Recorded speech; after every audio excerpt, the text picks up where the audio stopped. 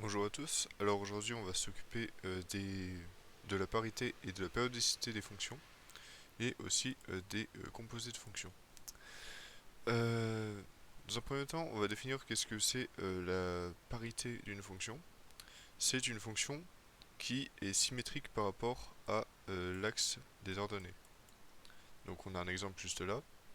Euh, Vous voyez bien que si je prends la valeur moins x ici, j'ai la même valeur en x par rapport à l'ordonnée. Donc, un exemple concret de fonction qui est paire, c'est la fonction x au carré. Hop, tac. Vous voyez bien que, bon, le schéma est très mal fait, mais vous voyez très bien que à chaque fois vous avez les valeurs qui sont symétriques par rapport à l'axe des ordonnées. De même pour la fonction impair, qui cette fois est symétrique par rapport au centre de au 0,0. Vous avez par exemple la fonction x au carré. Je crois que par exemple ici c'est la fonction moins x au carré avec des valeurs en plus. Donc comment vous prouvez la parité d'une fonction? Alors c'est franchement pas si dur que ça. Vous voyez que la propriété c'est f de moins x est égal à f de x. Ou dans le cas d'une fonction impair, f de... Enfin non, c'est pas bien de la prendre comme ça. C'est mieux de la prendre f de moins x est égal à moins f de x. Parce que oui, euh, c'est un peu personnel, mais la première fois que j'ai dû apprendre les fonctions paires et impaires, je savais pas comment l'apprendre et à chaque fois je faisais une erreur de signe. En fait, il faut juste voir f de moins x est égal à f de x et f de moins x est égal à moins f de x. Si vous savez ça, bah chapeau et vous êtes bon sur la parité. Donc, Euh, supposons que notre fonction c'est f de x est égal à x carré, euh, x carré tout court, hein, juste un exemple vraiment simple. Vous calculez f de moins x. Est-ce que f de moins x va être égal à ce que je souhaite, c'est-à-dire f de x? Eh bien oui, parce que justement vous mettez x au carré, enfin moins x tout au carré, ça nous fera du x au carré. Voilà.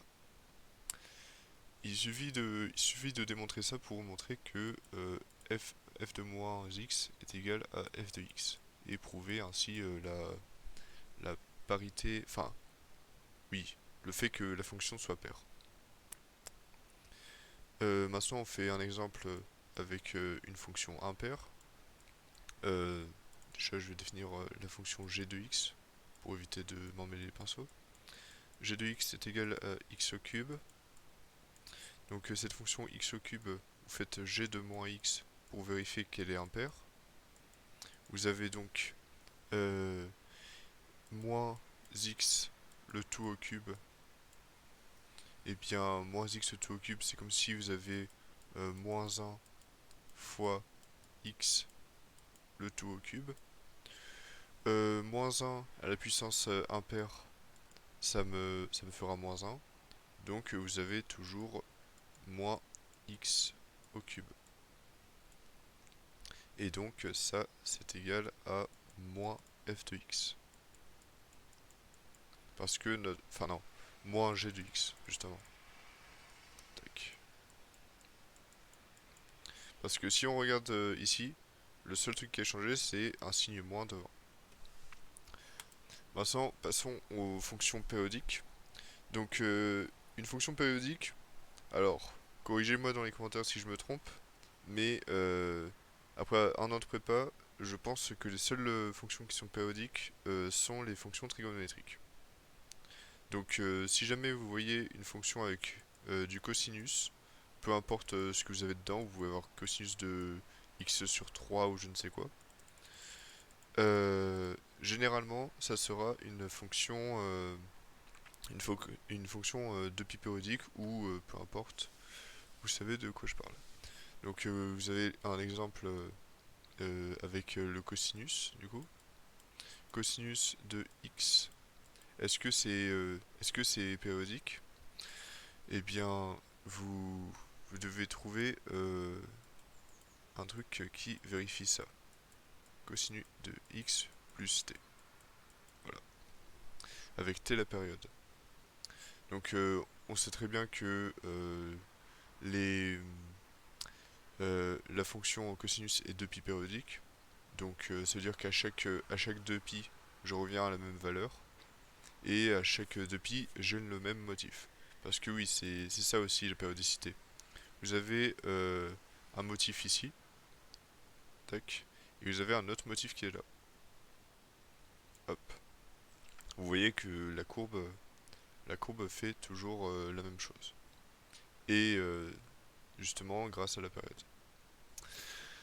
Donc il n'y a pas forcément de façon particulière de résoudre ça. Il faut juste savoir que le cosinus est 2pi périodique, le sinus est 2pi périodique, et la tangente est, elle, 2pi périodique aussi. Non, pi périodique. Je pense que la tangente est pi périodique.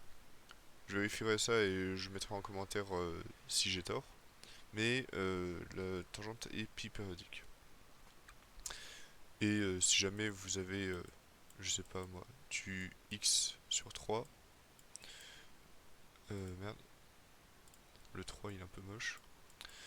Il faut trouver une valeur pour pi justement qui vérifie la périodicité. Donc là c'est plutôt simple parce que justement on a divisé par 3. Donc du coup ce sera cosinus de x divisé par 3 plus 2pi divisé par 3. Et un moyen de vérifier, c'est soit par la calculatrice en lecture graphique, soit tout simplement en prenant des valeurs au pif et vérifier que vous trouvez bien des valeurs. Faites-le avec d'abord 0 et ensuite vous le faites avec pi sur 2 parce que c'est les deux valeurs les plus importantes du cercle trigonométrique.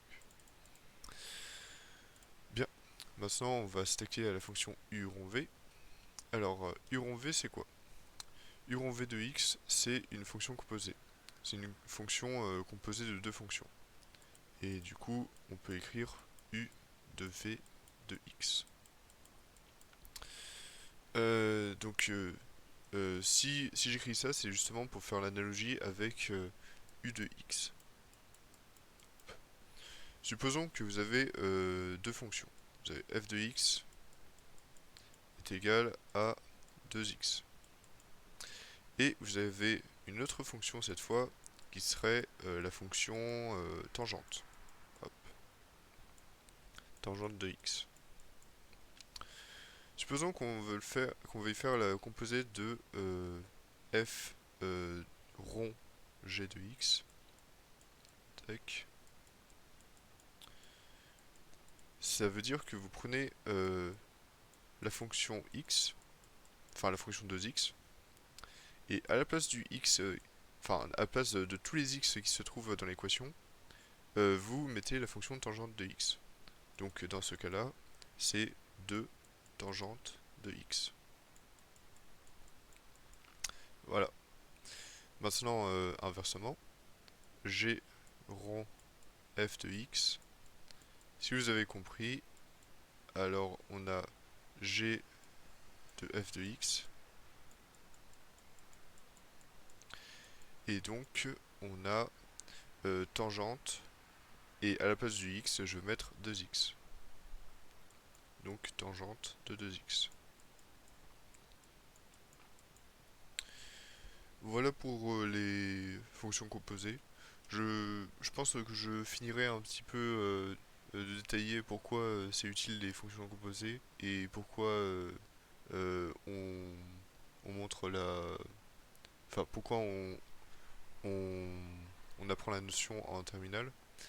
Euh, et aussi, je ferai la dérivée d'une fonction composé, c'est-à-dire U rond V le tout prime de X. Je vous le dirai dans une autre vidéo qui est dédiée sur la dérivée, comment ça marche et comment ne pas se tromper.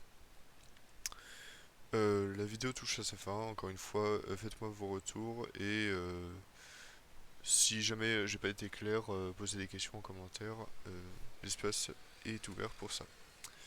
Au revoir.